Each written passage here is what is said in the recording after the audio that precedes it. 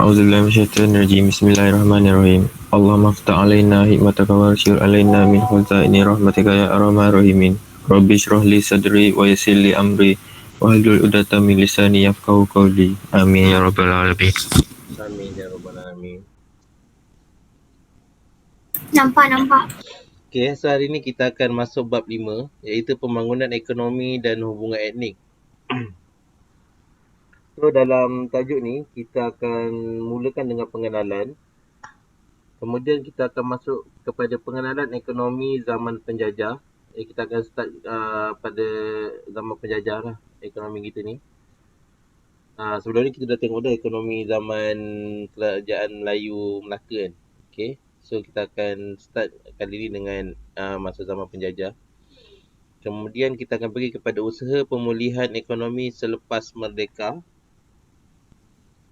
Kemudian kita akan pergi ke rancangan pembangunan 5 tahun. Dan sektor perindustrian sebagai asas pembentukan negara maju. Dan yang terakhir adalah misi nasional. Okay, so sebagai pengenalan, pembangunan dan pertumbuhan ekonomi adalah dua istilah yang sangat penting apabila membincangkan konsep pembangunan ekonomi. So dia ada dua istilah yang kita gunakan iaitu pembangunan dan pertumbuhan.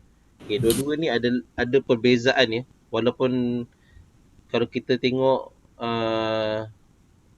dia seperti seakan sama, tapi dua ni ada perbezaan lah di antara pembangunan ekonomi dengan pertumbuhan ekonomi. Pertumbuhan ekonomi merupakan prasyarat pembangunan ekonomi dalam usaha untuk membentuk identiti sesebuah negara dari perspektif ekonomi.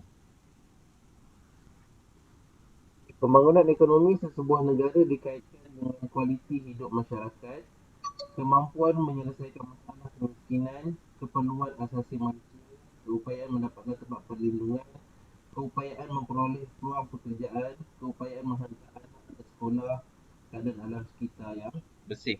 Okay, ini adalah apa yang dikatakan pembangunan ekonomi itulah. Kiranya kalau kita ada kemajuan tapi rakyat tu tetap miskin, hidup dalam kemiskinan, so kita boleh kata ekonomi belum membangun. Kalau ada sekolah pun tapi kalau tak dapat hantar anak-anak sebab mungkin tak mampu atau tiada kenderaan ke apa kan, so kita boleh kata sebagai pembangunan ekonomi masih belum majulah. Merupakan pembangunan sosial, dia bersifat kualitatif. Okay, ini adalah pembangunan ekonomi. Kiranya dia menyelesaikan masalah rakyat. Okay, untuk pertumbuhan ekonomi pula adalah peningkatan pendapatan per kapita, pengeluaran atau jumlah ekspor. Pertumbuhan ekonomi ni lebih kepada kekayaan negara lah. Kekayaan negara dia tak sama macam kekayaan rakyat lah.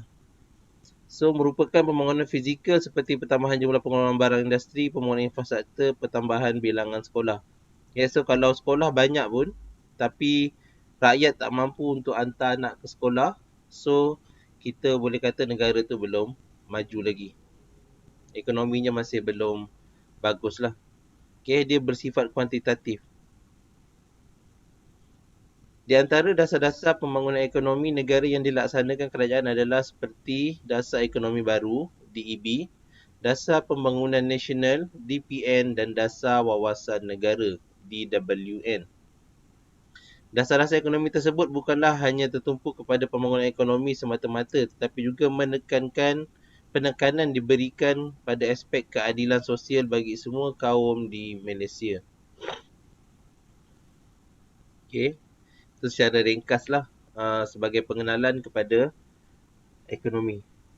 Okay, so kita akan tengok ketidakseimbangan ekonomi di antara kaum masa zaman penjajah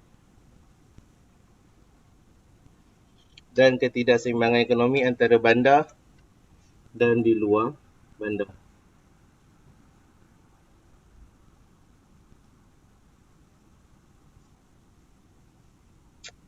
Kedudukan geografi Semenanjung Tanah Melayu yang terletak di persimpangan lalu lintas Selat Melaka serta muara-muara sungai yang sesuai beroperasi sebagai pelabuhan semula jadi telah memberi peluang kepada penduduk setempat bergiat cergas dalam bidang perkhidmatan dan perdagangan.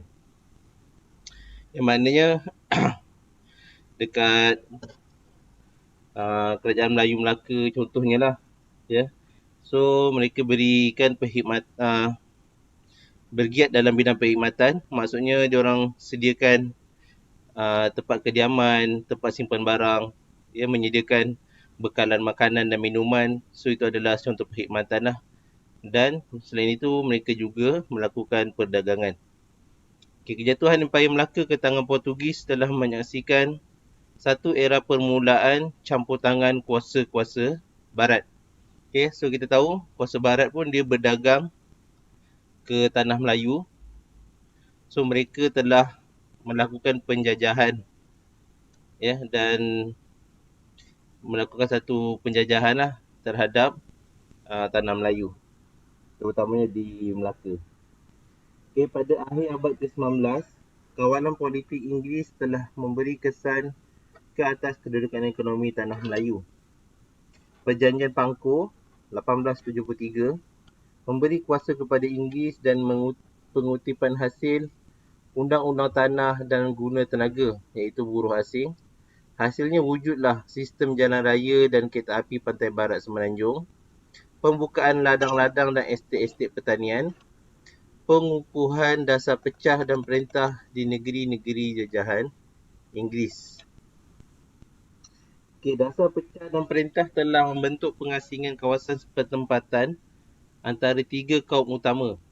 Okay, iaitu yang pertama, orang Melayu kekal dengan kegiatan ekonomi luar bandar seperti petani dan nelayan.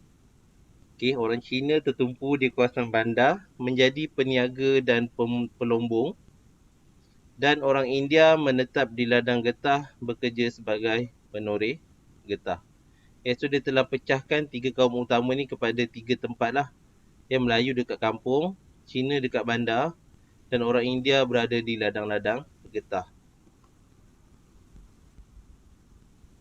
Okay, sekarang kita tengok ketidakseimbangan ekonomi antara kaum. Dasar pecah dan perintah tidak membantu orang Melayu untuk menghadapi perubahan dan penyesuaian diri dengan kehidupan ekonomi moden. Di sebalik perkembangan ekonomi moden, kedudukan mereka tidak banyak berubah dan mereka masih meneruskan kegiatan ekonomi secara tradisional. So sebab Melayu ni banyak tinggal kat kampung-kampung, jadi perkembangan ekonomi tu tak dapat banyak memberi perubahan kepada hidup mereka lah. Sebab mereka hanya menjalankan pertanian dan nelayan. Even sebagai petani pun mereka masih menggunakan alatan-alatan tradisional, ya. Mereka tiada kemodenan lah, ya. Kalau zaman sekarang kita dapat tengok lah, kebanyakannya petani-petani dah start moden lah. Maknanya kalau nak membaja pun atau meracun sekarang dah banyak menggunakan drone. Tapi pun kita masih banyak ketinggalan, ya, dalam bidang teknologi, dan sekarang kita tengah cuba untuk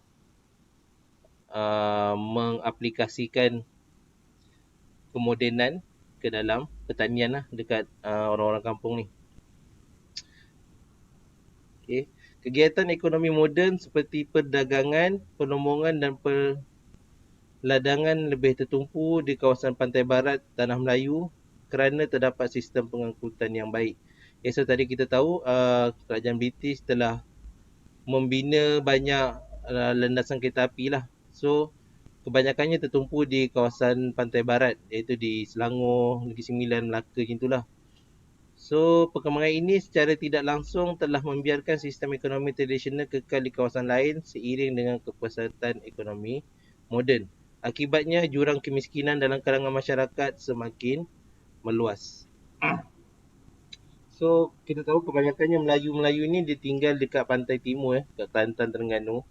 So dekat sana penjajah ni tidak mengambil kisah pasal kehidupan mereka, tak ada pembangunan dekat sana.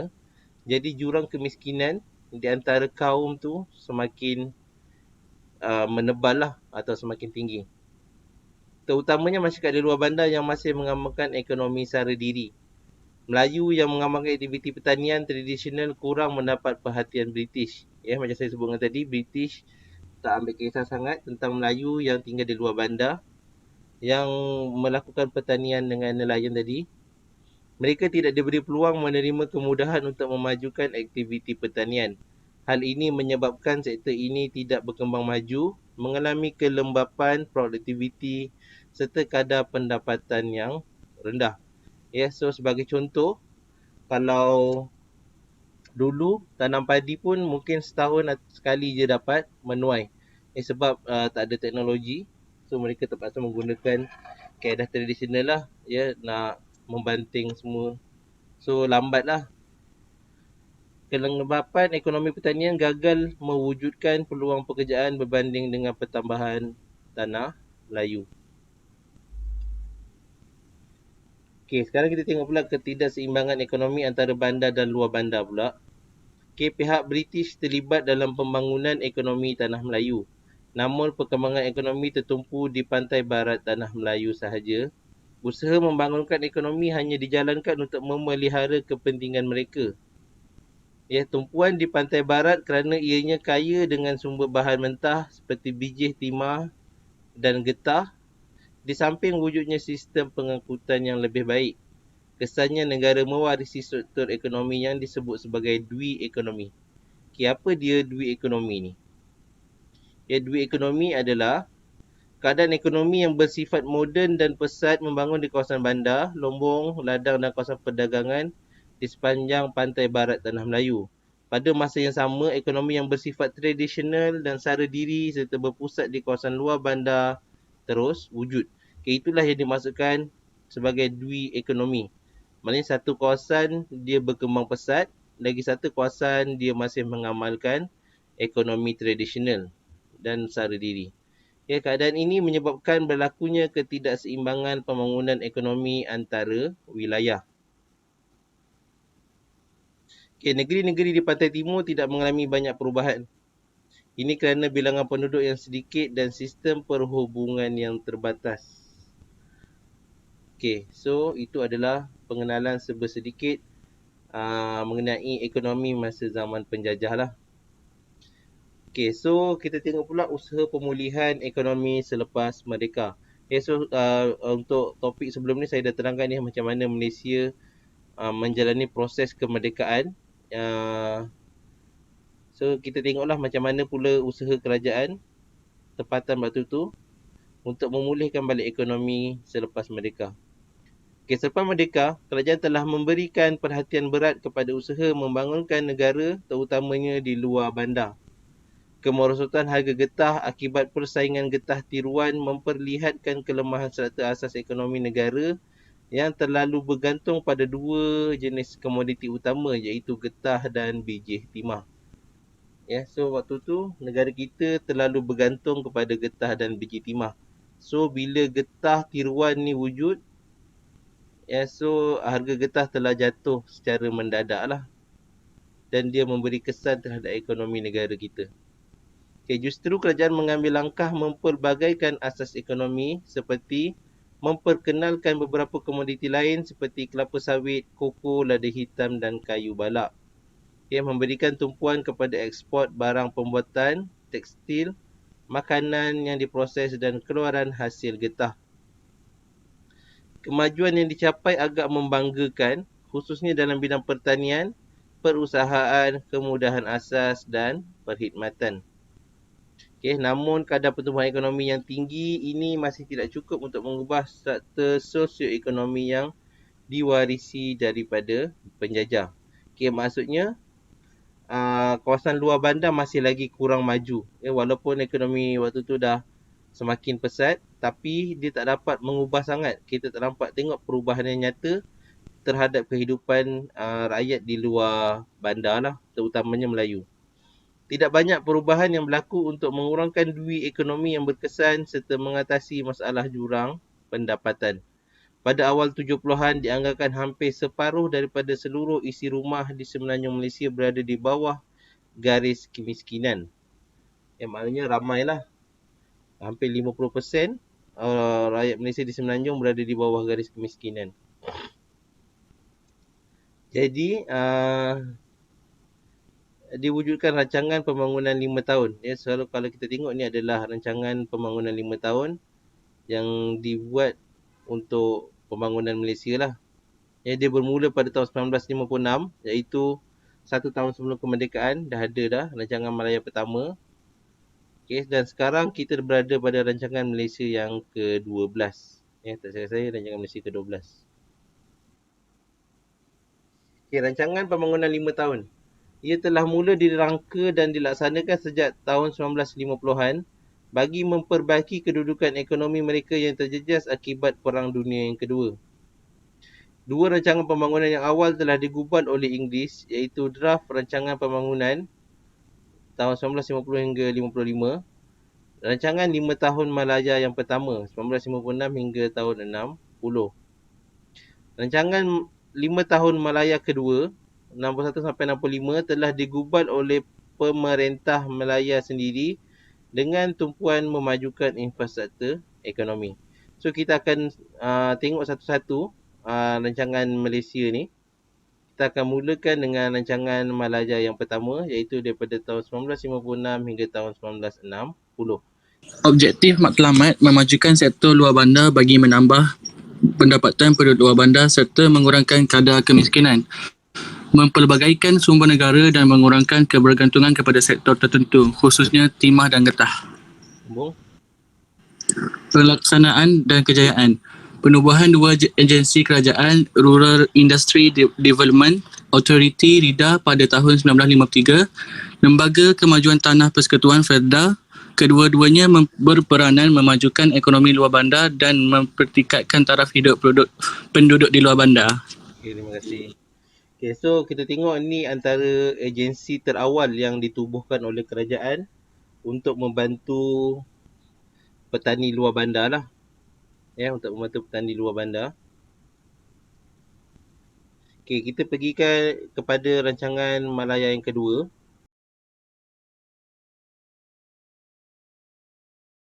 Okey, rancangan Malaya kedua 1961 hingga 65. Objektif matlamat. 1. Memperbaiki kemudahan asas dan infrastruktur luar bandar. Menggiatkan projek-projek pembukaan tanah dan pertempatan baharu di bawah FERDA. Mempelbagaikan jenis tanaman supaya import makanan dari luar dapat dikurangkan. Membantu petani-petani memasarkan hasil pertanian mereka dan mengurangkan pergantungan kepada orang tengah. Sambung.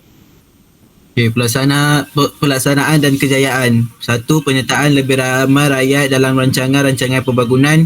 Peruntukan pembangunan ditambah 2 kali ganda daripada peruntukan rancangan Malaya pertama. Farma ditubuhkan membantu petani memasarkan hasil pertanian. Bilik-bilik gerakan dibuka di seluruh negara untuk menyelaraskan pembangunan. Okey, untuk rancangan Malaya kedua ni kerajaan masih fokus, dia masih mengutamakan fokus dia terhadap petani luar bandar lah. So mereka telah menubuhkan farma ni untuk membantu petani-petani ni memasarkan barangan pertanian mereka. Ya, sebelum ni dia orang just buat perniagaan tak meluas lah. Ya, contohnya kalau buat tanam sayur-sayuran pun mereka just jual mungkin dekat pasar ataupun dekat kampung je lah.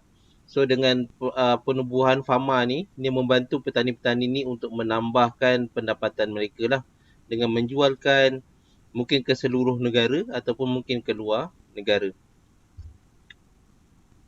Okay, seterusnya rancangan Malaysia yang pertama. Okay, so nama dia dah berubah lah. Tadi kalau kita tengok rancangan Malaya, kemudian pada tahun 66 ni dia tukar nama dia kepada rancangan Malaysia pertama. Sebab apa? Sebab waktu ni Sabah dengan Sarawak dah menyertai Malaysia. Ya, sebab tu nama dia dah jadi Malaysia. Sebelum ni nama dia adalah Malaya. Rancangan Malaysia pertama tahun 1966 sampai 1970. Objektif dan matlamatnya memberi tumpuan kepada aspek integrasi nasional dalam kalangan penduduk Malaysia, Tanah Melayu, Sabah dan Sarawak. Penekanan terhadap pembangunan sumber manusia dan kepelbagaian program dalam pembangunan ekonomi. Sambung. Pelaksanaan dan kejayaan ni, beberapa buah agensi kerajaan telah ditubuhkan seperti Majlis Amanah Rakyat MARA pada tahun 1966, Bank Bumi Putera tahun 1966, Lembaga Kemajuan Perindustrian Malaysia MIDA tahun 1967, Lembaga Penasihat Tarif dan Perpadanan Nasional Berhad PERNAS tahun 1969. Okey, terima kasih. Okey, so ni antara agensi-agensi yang berjaya ditubuhkan pada rancangan Malaysia pertama lah. Okey, seterusnya ada lagi sambung baca lagi. Amarul.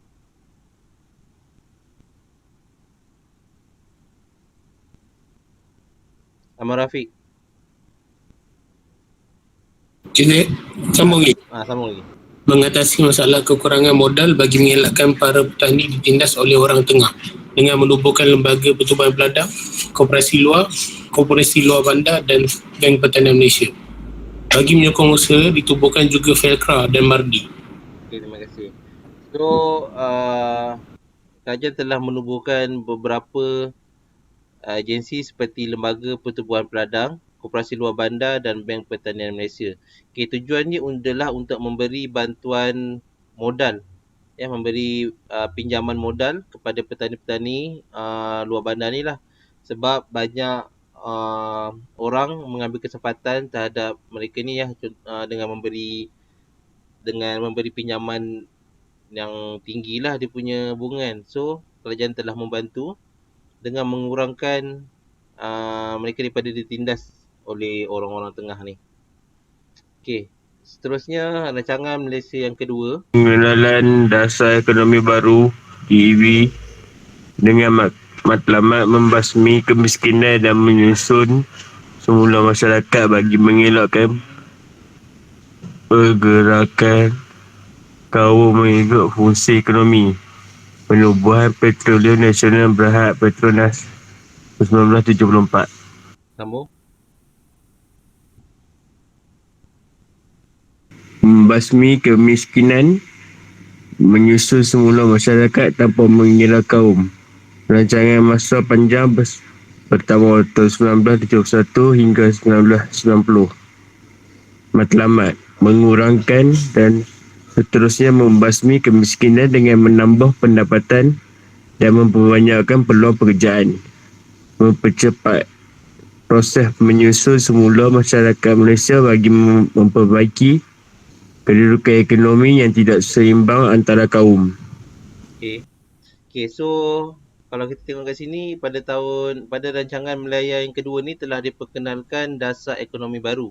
Okey, kenapa ditubuhkan? Sebab pada waktu ni baru lepas berlaku rusuhan kaum lah, iaitu perkara 17 Mei 1969 salah satu sebabnya adalah kerana ekonomi yang tak stabil ni lah So kalau kita tengok pada waktu ni ramai Melayu yang berada pada tahap kemiskinan lah.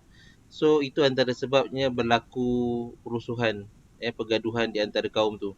So kerajaan telah mengambil langkah selepas rusuhan tu, iaitu pada rancangan Malaysia yang kedua ni ditubuhkan dasar ekonomi baru. Tadi kita dah baca objektif dia adalah untuk membasmi kemiskinan, menyusun semula masyarakat tanpa mengira kaum, rancangan masa panjang yang pertama. Okey, kiranya DEB ni dijalankan selama 20 tahun daripada tahun 1971 hingga tahun 1990. Maknanya dia adalah ekonomi jangka panjang lah. Tadi kita tengok matlamat dia adalah untuk mengurangkan dan seterusnya membasmi kemiskinan dengan menambah pendapatan dan memperbanyakkan peluang pekerjaan, mempercepatkan proses penyusunan semula masyarakat Malaysia bagi memperbaiki kedudukan ekonomi yang tidak seimbang antara kaum. So dia nak susun balik. So mungkin lebih banyak orang-orang Melayu digalakkan untuk bekerja di bandar. So dia nak bagi seimbang balik di antara Melayu dan bukan Melayu. Okey, seterusnya adalah rancangan Malaysia yang ketiga. Merupakan peringkat kedua perlaksanaan DEB. Usaha dilakukan bagi mengurangkan jurang ekonomi antara wilayah dengan mewujudkan bandar baru.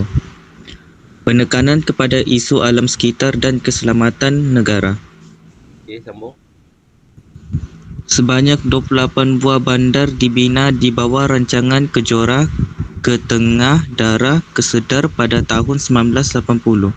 Badan-badan berkanun seperti MARA, Felda, Pernas, UDA dan RISDA meneruskan usaha-usaha pembangunan.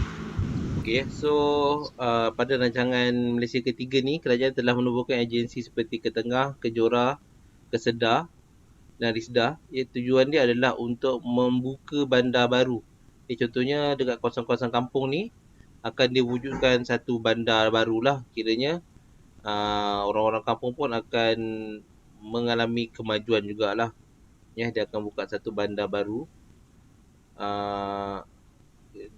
So tugas mereka ni lah yang contohnya kalau macam Kesedar ni, dia akan fokus kepada negeri Kelantan. Dia akan membuka bandar-bandar di negeri Kelantan. Okay, so nanti kita akan tengok nanti awak akan ada presentation untuk menerangkan apakah dia Ketengah, Kejora, Kesedar ni. Sekarang ni memang kita tak nampak lagi. So nanti saya akan bagi tajuk ni untuk awak present lah. Apakah fungsi-fungsi agensi-agensi yang ditubuhkan ni secara lebih detail. Okay. Seterusnya adalah rancangan Malaysia yang keempat.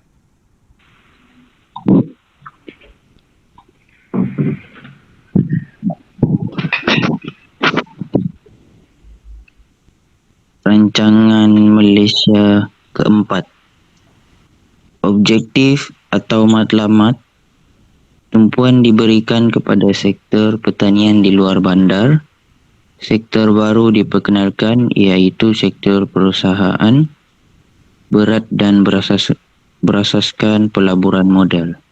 Okey, sambung.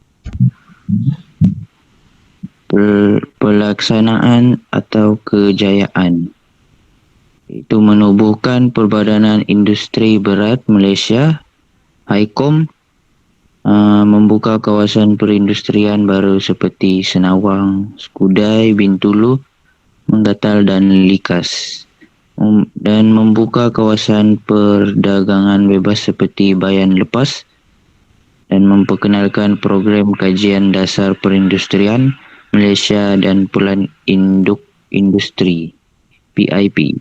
Okey, sambung lagi.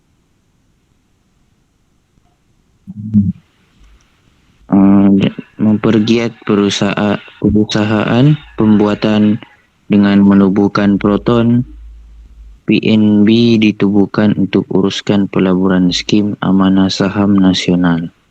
Okey, terima kasih.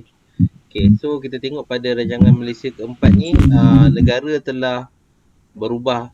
Dia ingin lakukan perubahan lah kepada ekonomi. Sebelum ni kita hanya fokus kepada pertanian. So kerajaan telah mengubah fokus. Di samping membantu pertanian, kerajaan juga telah menambah satu sektor baru, iaitu adalah sektor pembuatan berat. So untuk menjayakan sektor ni, kerajaan telah menubuhkan HICOM. HICOM ni dia bertindak sebagai agensi untuk menjayakan sektor industri berat ni lah. So antara yang telah dilakukan adalah penumbuhan Proton. Proton di antara syarikat yang ditubuhkan di bawah DRB HICOM untuk membuat kereta nasional yang pertama, kira industri berat dah ni. Okey, seterusnya adalah rancangan Malaysia kelima. Rancangan Malaysia kelima mencapai perpaduan negara, mencapai objektif DEB, meningkatkan peranan sektor swasta dari aspek hak milik syarikat, perlesenan dan aktiviti ekonomi yang lain. Meningkatkan pelaburan asing terutamanya sektor ekspor, menggalakkan sektor pertanian dan luar bandar. Okey, sambung.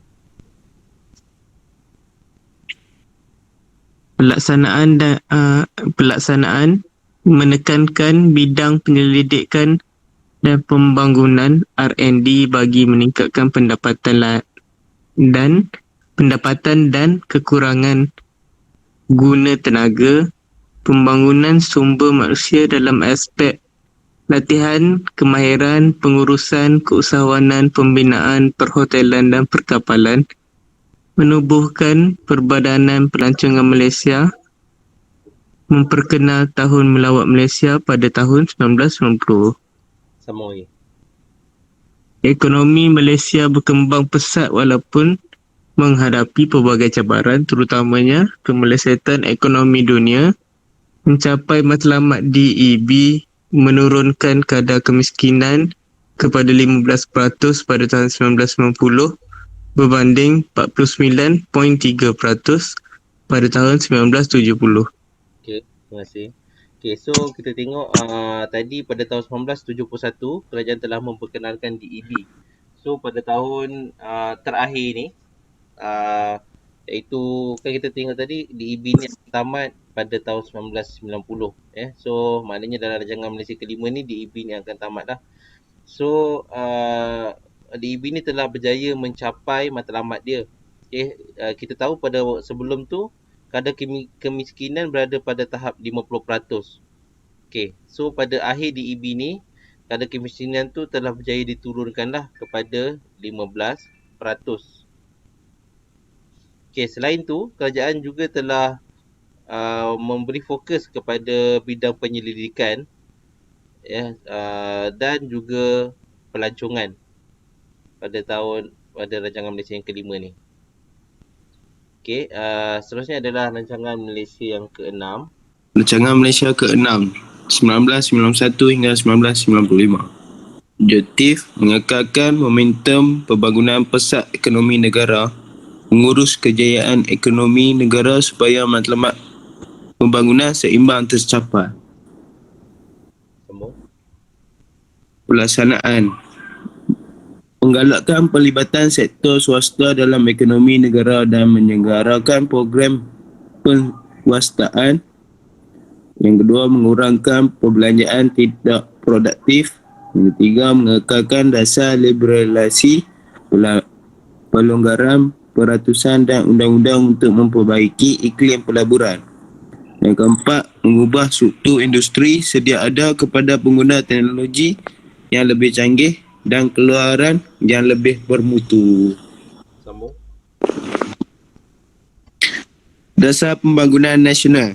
Latar belakang dilancarkan pada 1991 sebagai lanjutan DEB berasaskan rancangan masa panjang kedua RRPJ2 1991 hingga 2000.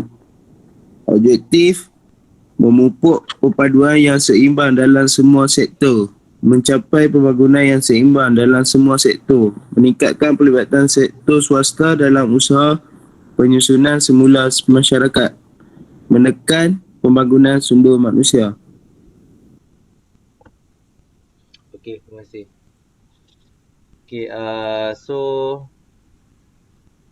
dalam rancangan Malaysia ke-6 ni telah ditubuhkan Dasar Pembangunan Nasional. Dasar Pembangunan Nasional ni adalah dasar pembangunan jangka masa panjang lah untuk menggantikan DEB yang telah tamat pada tahun 1990 tadi. So diperkenalkan pula DPN, Dasar Pembangunan Nasional pada tahun 1991 ni. Yang ini pun mengambil masa selama berapa tahun tu? 10 tahun. Daripada tahun 1991 hingga tahun 2000.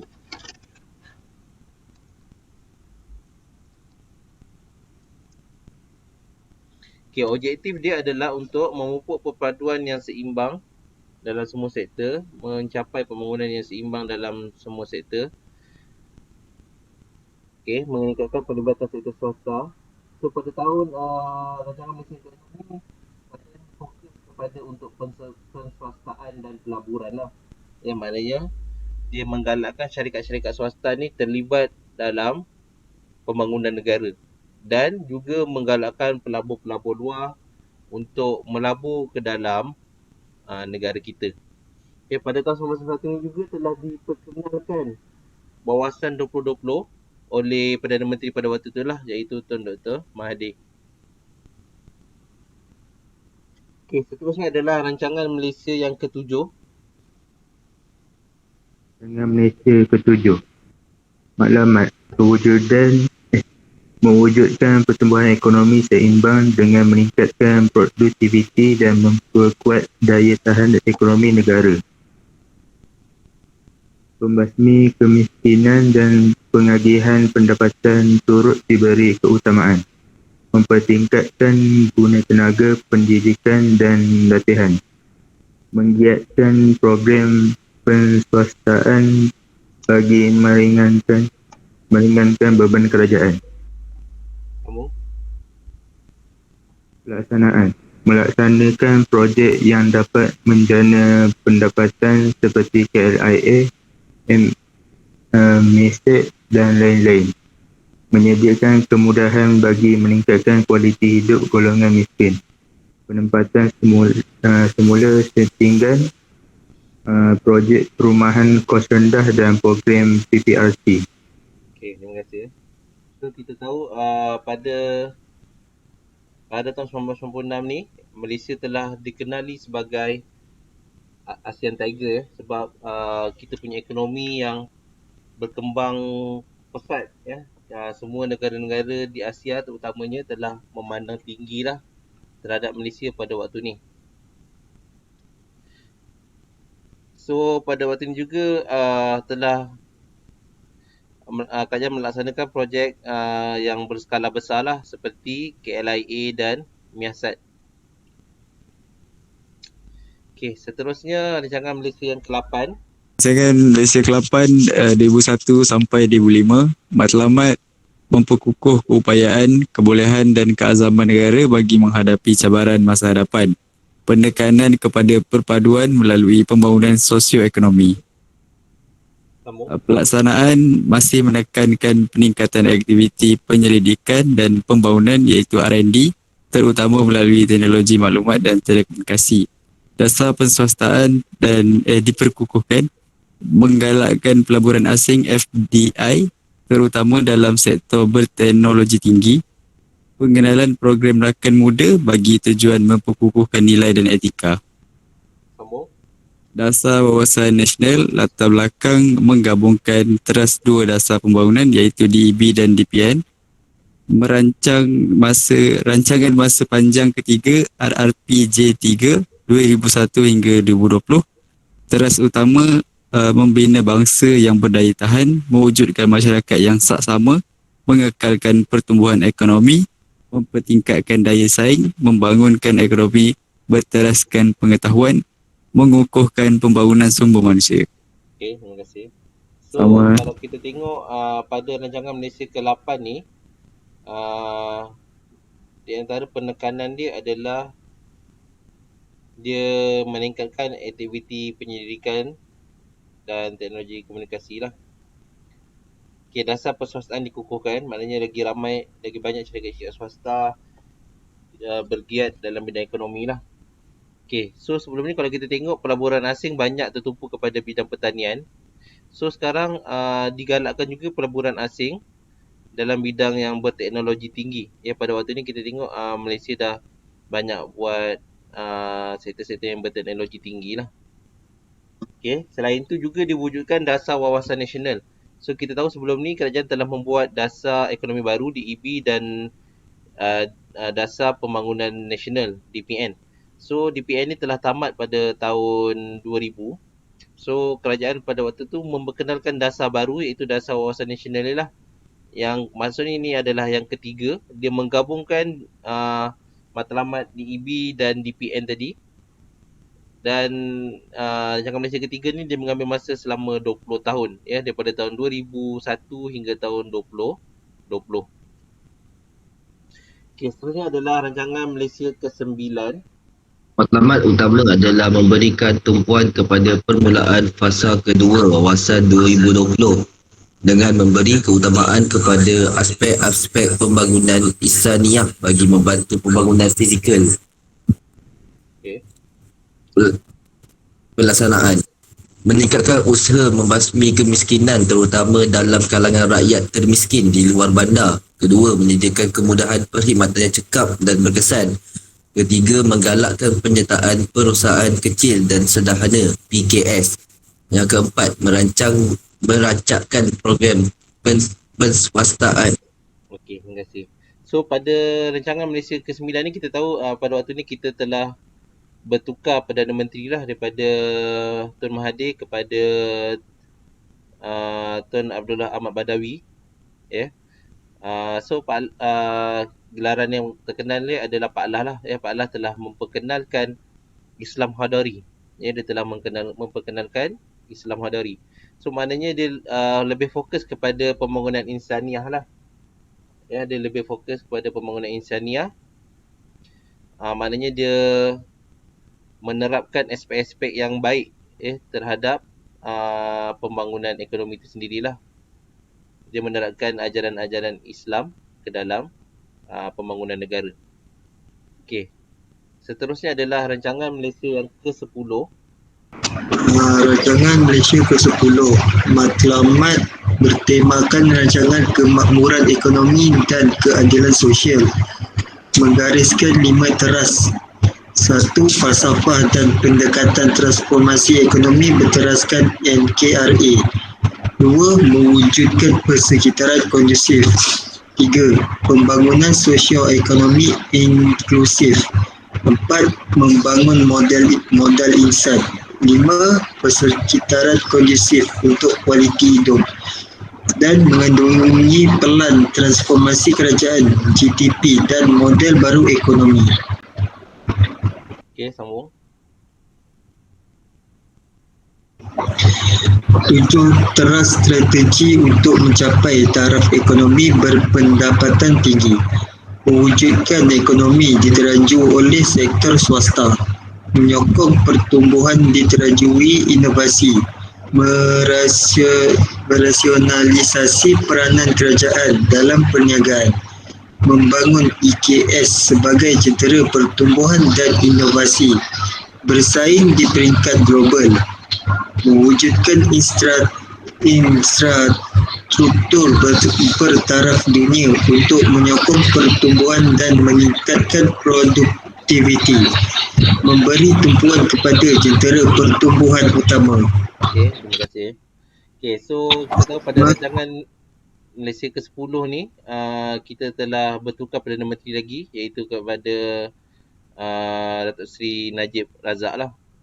Okey, so kita tahu Perdana Menteri Datuk Seri Najib ni telah memperkenalkan program transformasi kerajaan dan telah terkenal dengan slogan Satu Malaysia. Rakyat didahulukan, pencapaian diutamakan. Okey, so ini adalah antara pembangunan rancangan Malaysia yang ke-10 lah yang telah diperkenalkan oleh Perdana Menteri pada waktu tersebut. Okey, so awak boleh bacalah. Kalau nak terangkan pun benda ni terlalu bersifat ekonomi lah. So susah untuk diterangkan. Okey, so kita pergi kepada rancangan Malaysia yang ke-11. Dibentangkan oleh Yang Amat Berhormat Perdana Menteri Datuk Seri Muhammad Najib bin Tun Haji Abdul Razak di Parlimen pada 21 Mei 2015.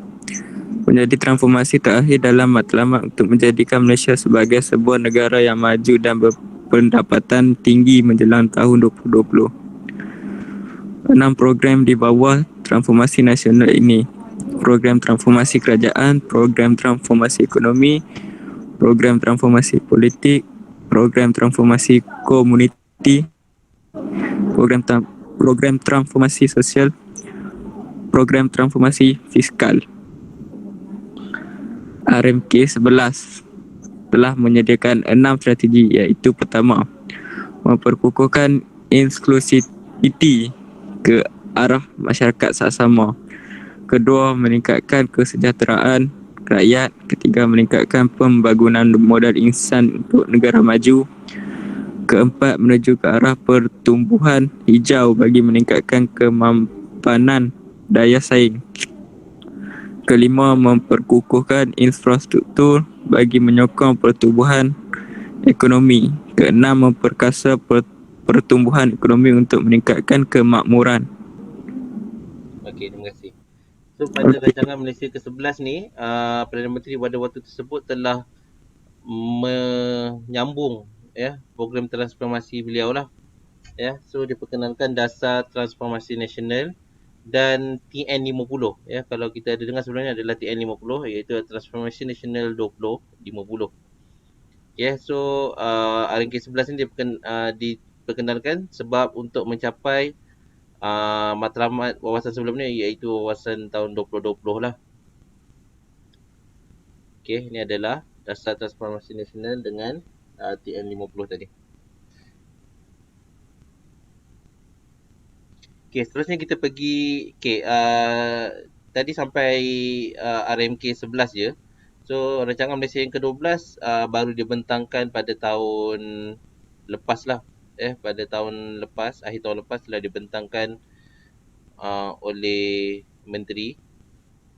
Okay, so awak boleh study sendiri, boleh cari apa dia rancangan Malaysia yang ke-12. Okay, seterusnya kita pergi kepada sektor perindustrian sebagai asas pembentukan negara maju. Okay, Sektor perindustrian sebagai asas pembentukan negara maju. Sektor perindustrian di negara ini telah bermula sejak penjajahan British lagi, hanya membabitkan industri getah dan biji timah. Pergantungan kepada dua industri ini telah mendatangkan keadaan tidak stabil kepada ekonomi negara apabila berlakunya kejatuhan harga komoditi tersebut. Pengeluaran yang berlebihan telah mengatasi penawaran di pusat dunia. Di akhir abad ke-18, industri biji timah mula merosot jika dibandingkan dengan abad-abad sebelumnya. Industri getah mengalami turun naik harga sehingga memaksa beberapa rancangan sekatan dibuat untuk mengawal harganya daripada terus jatuh. Sambung. Selepas merdeka, kerajaan cuba mempelbagaikan kegiatan ekonomi dengan memberi tumpuan kepada kewujudan industri baru. Peringkat awal 1957 hingga 1967, dasar pembangunan perindustrian lebih tertumpu kepada industri-industri gantian import dan keluaran dalam negara. Pertumbuhan perindustrian yang lebih pesat telah dimulakan pada tahun 70-an bagi memenuhi keperluan pekerjaan dan DEB yang diperkenalkan. Di tahap kedua pada 1968 hingga 1980, tumpuan diberikan kepada pengeluaran dan perluasan barang ekspor negara di samping memberi galakan kepada pertumbuhan industri ringan, kecil dan sederhana. Selain DEB, beberapa akta telah diperkenalkan seperti Akta Galakan Pelaburan 1968, Akta Penyelarasan Perindustrian 1975 dan mewujudkan Kawasan Perindustrian Zon Perdagangan Bebas 1971. Okay, terima kasih. Okay. So kalau kita tengok pada zaman British tu negara kita mengamalkan industri getah dan biji timah, dan kita tahu pada waktu tersebut iaitu pada akhir abad ke-18 lah, so industri getah dengan biji timah ni telah jatuh secara mendadak lah, kerana persaingan, dan getah ni kerana wujudnya getah tiruan. Okay. So kerajaan telah cuba untuk mempelbagaikan ekonomi lah. Antara yang mereka lakukan adalah pada industri gantian import dan pengeluaran dalam negara. Maknanya Malaysia mengimport pada waktu tu sumber-sumber pertanian, mengimport sumber-sumber pertanian ke luar negara. Dan pada tahun 68 hingga 80 pula mereka fokus kepada pertumbuhan industri kecil, industri kecil dan sederhana. Maknanya peniaga-peniaga lah. Okey. Walau bagaimanapun sektor perindustrian masih mempunyai kelemahan, ekspor masih terlalu rendah, bergantung kepada industri tertentu sahaja seperti elektrik, elektronik dan tekstil. Kualiti barang rendah dan tak mampu bersaing dalam pasaran terbuka. Penggunaan teknologi yang masih rendah dan rakyat tempatan tidak menguasai teknologi baru. Kelemahan-kelemahan lain yang perlu diperbaiki supaya dapat memberikan sumbangan yang berkesan kepada pertumbuhan ekonomi negara. Pembangunan perindustrian Malaysia masuk fasa ketiga selepas tahun 80-an. Memberi tumpuan kepada sektor perindustrian berat dan industri berasaskan sumber dan teknologi tinggi. Ini juga melibatkan modal yang besar. Kerajaan sendiri memainkan peranan secara langsung. Beberapa program telah dilaksanakan. Pertama ialah Kajian Dasar Perindustrian Malaysia KDPM 1983. Kedua ialah Pelan Induk Perindustrian Pertama PIP 1 1985 hingga ke 1995. Ketiga ialah Pelan Induk Perindustrian yang kedua PIP yang kedua 1996 hingga ke 2005. Dan keempat ialah Akta Galakan Pelaburan 1986. Okey, terima kasih. So kalau kita tengok tadi, kerajaan telah mengambil tindakan untuk mempelbagaikan kegiatan ekonomi. Ya, sebelumnya ada 2 peringkat. Kemudian pada peringkat ketiga ni, disebabkan walaupun telah dilakukan pelbagai untuk meningkatkan ekonomi, tapi kita tengok masih ada kelemahan. Kenapa? Yang pertama sebab ekspor dia masih terlalu rendah. Ya, bergantung kepada industri sendiri itu sahaja seperti elektrik dan elektronik.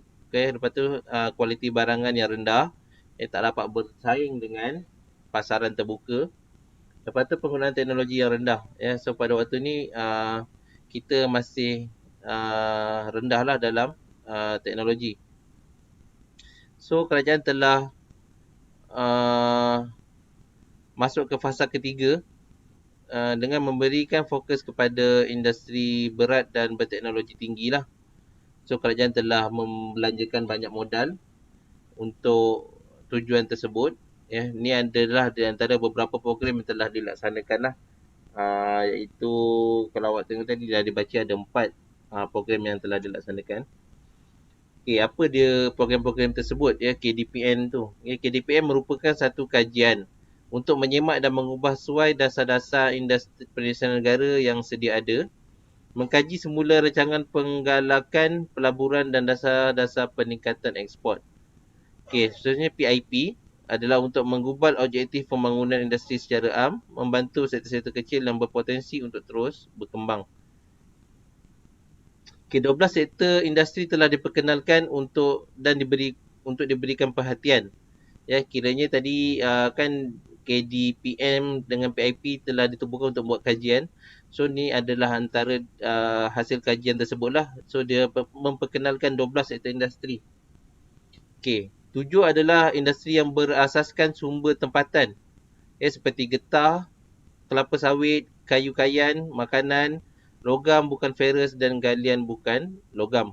Ya, ini adalah sumber tempatan. Ya, dan lagi 5 adalah sumber yang bukan berasaskan sumber tempatan seperti elektrik dan elektronik, peralatan pengangkutan, mesin dan kejuruteraan, logam-logam ferus serta tekstil dan pakaian. Okey, maksudnya untuk 5 sektor yang bukan sumber tempatan ni maksudnya dia orang ambil import daripada luar lah. Dan dia ada sektor pemasangan. Contohnya kita Malaysia ni terkenal sebagai sektor pemasangan, ya, elektrik, elektronik. Maknanya banyak kilang-kilang luar buka dekat Malaysia untuk buat proses pemasangan lah. Okay, seterusnya kerajaan telah memperkenalkan satu lagi dasar, iaitu dasar industri berat negara.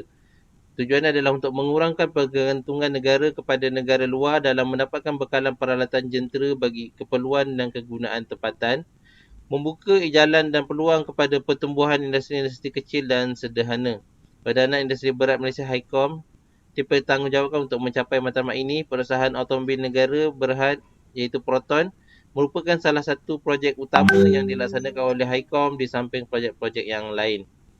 Okey, seterusnya kita masuk kepada misi nasional. Misi nasional diperkenalkan oleh Perdana Menteri Malaysia kelima, iaitu Tun Abdul Ahmad Badawi, bagi memenuhi hasrat negara menjadi negara maju menjelang tahun 2020. Misi nasional menekankan penguasaan ilmu, pengetahuan dan pembangunan individu minda kelas pertama, model insan, bagi mencapai prestasi yang tinggi dan memperoleh impak maksimum. Misi nasional telah menggariskan 5 teras utama. Sambung. Transmisi nasional meningkatkan ekonomi dalam rantaian nilai lebih tinggi, meningkatkan keupayaan, pengetahuan dan inovasi negara serta memupuk minda kelas pertama, menangani masalah ketidakseimbangan sosioekonomi yang berterusan secara membina dan produktif, meningkatkan tahap dan kemapanan kualiti hidup dan mengukuhkan keupayaan institusi dan pelaksanaan. Okey, terima kasih ya. Sama. So, Pak Lah telah memperkenalkan misi nasional ni lah pada waktu pemerintahan dia untuk mencapai hasrat wawasan 2020 lah. So, misi nasional ni dia lebih fokus kepada meningkatkan minda dan ilmu pengetahuan rakyat. Ya, so kalau pembangunan ekonomi saja, negara je membangun tak cukup lah jika rakyatnya masih berada pada minda kelas bawahan. So, misi dia adalah untuk meningkatkan ilmu pengetahuan dan minda kelas pertama kepada rakyat Malaysia. So, ada 5 teras utama yang telah digariskan dalam misi nasional ni lah, seperti yang disebutkan tadi. So, saya akan terangkan satu persatu apakah teras-teras misi nasional tersebut. Yang pertama, teras yang pertama adalah untuk meningkatkan ekonomi dalam rantaian nilai lebih tinggi. Yang Malaysia perlu beranjak daripada tahap pembangunan pertengahan kepada ekonomi yang didorong oleh modal insan dengan meningkatkan produktiviti, daya saing dan nilai ditambah aktiviti pertanian, pembuatan dan perkhidmatan yang sedia ada, menjana sumber kekayaan baru dalam sektor yang berintensifkan teknologi dan pengetahuan seperti ICT, bioteknologi dan perkhidmatan berasaskan kemahiran. Okay. Mewujudkan pekerjaan baru dan meningkatkan peluang pekerjaan, terutamanya dalam aktiviti berteknologi tinggi dan berintensifkan pengetahuan, menggalakkan sektor swasta sebagai peneraju utama dan meningkatkan pelaburan sektor swasta dengan menyediakan persekitaran yang kondusif untuk menjalankan perniagaan, meningkatkan pembangunan enterprise kecil dan sederhana, meningkatkan kerjasama antara sektor awam dengan sektor swasta serta menarik pelaburan langsung asing yang berkualiti tinggi. Okay, memupuk budaya kecemerlangan dan prestasi tinggi dalam sektor awam dan swasta termasuk syarikat berkaitan kerajaan, mengembangkan pasaran bagi barangan dan perkhidmatan Malaysia. Okay, teras yang kedua pula adalah untuk meningkatkan keupayaan pengetahuan dan inovasi negara serta memupuk minda kelas yang pertama. Negara perlu meningkatkan keupayaan penduduk dengan menjadikan Islam Hadari sebagai rangka kerja pembangunan yang menyeluruh dan sejagat, melaksanakan penambahbaikan sistem pendidikan yang menyeluruh daripada peringkat prasekolah sehingga tertiari, daripada aspek kurikulum dan pengajaran sehingga kepada kemudahan sekolah dengan tumpuan utama untuk meningkatkan taraf sekolah luar bandar. Ya, so dia teras yang kedua ni dia lebih fokus untuk meningkatkan pengetahuan dan memupuk kelas minda pertama lah. So dia fokus kepada sistem pendidikan, ditambah baik sistem pendidikan daripada peringkat prasekolah sehinggalah peringkat yang tinggi lah, tertiary. Okey, meningkatkan prestasi pencapaian sekolah kebangsaan supaya menjadi sekolah pilihan rakyat. So kita tahu kebanyakannya orang-orang yang kaya ni dia lebih memilih untuk sekolahkan anak di sekolah-sekolah swasta lah terutamanya. So kenapa? Sebab kita tahu kebanyakannya mereka memandang rendah lah terhadap sekolah-sekolah kerajaan ni lah. Kononnya seperti tak kurang berkualiti. So tujuan utama dia pada waktu ni adalah untuk meningkatkan prestasi sekolah-sekolah kerajaan ni supaya mereka sekolah-sekolah ni juga menjadi pilihan untuk orang-orang kiranya setaraf dengan sekolah-sekolah swasta lah. Mewujudkan universiti bertaraf antarabangsa dan memastikan industri tertiary memenuhi kehendak majikan yang mengadakan lebih banyak tempat untuk pembangunan kemahiran, latihan dan pembelajaran sepanjang hayat kepada tenaga buruh dalam setiap peringkat dan umur termasuk penggunaan ICT. Yang mengadakan persekitaran dan sistem inovasi yang menggalakkan R&D berkualiti tinggi dan boleh dikomersialkan, menghalusi dan melaksanakan program yang menggalakkan pembangunan moral yang kukuh dan budaya beretika seperti terkandung dalam PIN, yang memperkasa belia dan wanita untuk mengambil bahagian sepenuhnya dalam pertumbuhan dan pembangunan negara. Teras yang ketiga pula adalah menangani masalah ketidakseimbangan sosioekonomi yang berterusan secara membina dan produktif. Untuk menghapuskan punca ketidakseimbangan, usaha perlu ditumpukan kepada kumpulan sasar sebenar dan menyediakan peluang yang mencukupi untuk kemajuan dan bina upaya. Usaha ini termasuklah membasmi kemiskinan tegar menjelang 2010 di samping mengurangkan kemiskinan keseluruhan, mengurangkan jurang antara penduduk luar bandar dan bandar, antara negeri dan antara wilayah melalui penjanaan pendapatan yang mampan, dan memperbaiki akses kepada keperluan asas seperti perumahan, pendidikan, penjagaan kesihatan, utiliti dan pengangkutan. Memajukan wilayah kurang membangun menerusi pusat pembangunan wilayah, merapatkan jurang digital, menangani jurang antara dan dalam kumpulan etnik terutamanya dengan menambah pendapatan melalui peningkatan kemahiran dan kebolehan.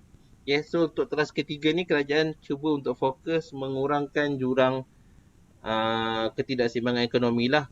So kerajaan cuba untuk membawa masuk teknologi-teknologi seperti internet semua ke luar-luar bandar untuk meningkatkan lagi pendapatan di luar bandar lah.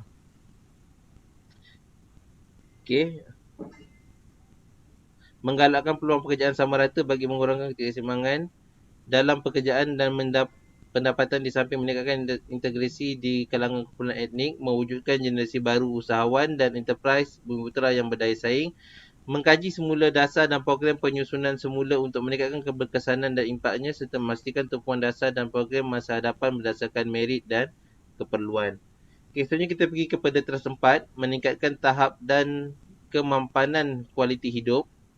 Kualiti hidup berkait rapat dengan usaha memenuhi keperluan asas serta mengekalkan keamanan, keselamatan dan keharmonian. Bagi menangani pelbagai isu tersebut, usaha berikut diperlukan. Yang pertama, memastikan perlindungan alam sekitar yang lebih baik dan penggunaan sumber asli dengan lebih cekap. So selain daripada terlalu fokus kepada pembangunan, kerajaan juga melindungi alam sekitar lah. Maknanya tidak, jika membuat pembalakan tu dia akan membuat penanaman semula dan lain-lain lah. Itu adalah sebagai contoh. Seterusnya meningkatkan kecukupan dan kecekapan tenaga termasuk memperbagaikan sumber tenaga, meningkatkan kecekapan perkhidmatan bekalan air, menyediakan pengangkutan awam yang baik bagi mengurangkan kesesakan lalu lintas dan penggunaan bahan api. Meningkatkan akses dan kualiti perkhidmatan kesihatan dan rumah mampu dibeli dan disewa, memastikan keselamatan dan ketenteraman awam, meningkatkan pembangunan dan menggalakkan kebudayaan, kesenian dan warisan Malaysia. So ini antara yang dilakukan oleh kerajaan untuk meningkatkan kualiti hidup rakyat lah. Tadi kita tengok antara yang dibuat adalah meningkatkan kecekapan perkhidmatan air, lepas tu dia menyediakan pengangkutan awam yang lebih baik. Seterusnya meningkatkan kualiti sektor kesihatan, lepas tu dan menyediakan lebih banyak rumah yang mampu beli atau disewa, dan meningkatkan keselamatan, ketenteraman awam dan meningkatkan pembangunan dan menggalakkan kebudayaan, kesenian dan warisan Malaysia. Itu antara yang telah dalam awasan ni lah, dalam teras yang keempat ni. Dan yang terakhir, teras yang kelima ni dia untuk mengukuhkan keupayaan institusi dan pelaksanaan. Pencapaian misi nasional bergantung pada kecekapan jentera pentadbiran dan pelaksanaan negara. Jentera pelaksanaan ini perlu dipertingkatkan dengan meningkatkan sistem penyampaian perkhidmatan awam menerusi memperkukuh tadbir urus, memperkemas proses pentadbiran dan mengukur pengukuran prestasi. Memperbaiki penggunaan dan kecekapan kos dana sektor awam dengan mengamalkan kewangan berhemat serta meningkatkan pemantauan pelaksanaan. Menangani rasuah nyata dan tidak nyata dalam sektor awam dan swasta. Meningkatkan tadbir urus korporat dan sistem penyampaian perkhidmatan sektor swasta dengan menambah baik rangka kerja, perundangan dan kawalan selia, memperkukuhkan peranan parlimen, media dan masyarakat sivil. So dalam teras 5 ni, untuk mencapai misi nasional ni, kerajaan telah memberi juga fokus kepada maknanya beri fokus kepada institusi atau agensi kerajaan tu sendirilah. Yang maknanya dia meningkatkan memperkukuhkan urus tadbir.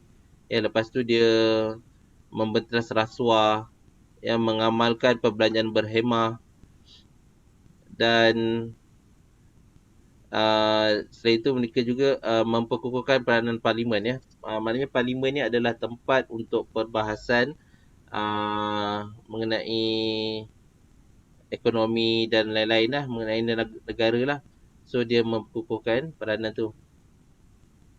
Okay, so cukup tamat sampai sini saja dia punya tajuk ekonomi ni.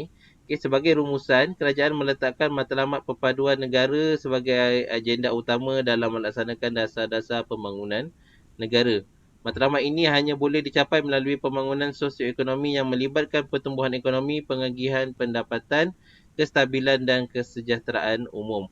Usaha ini perlu dijalankan secara berterusan kerana untuk mencapainya bukanlah mudah dan cepat. Dasar-dasar pembangunan juga akan sentiasa berubah-ubah mengikut nilai-nilai semasa masyarakat dan kerajaan yang memerintah.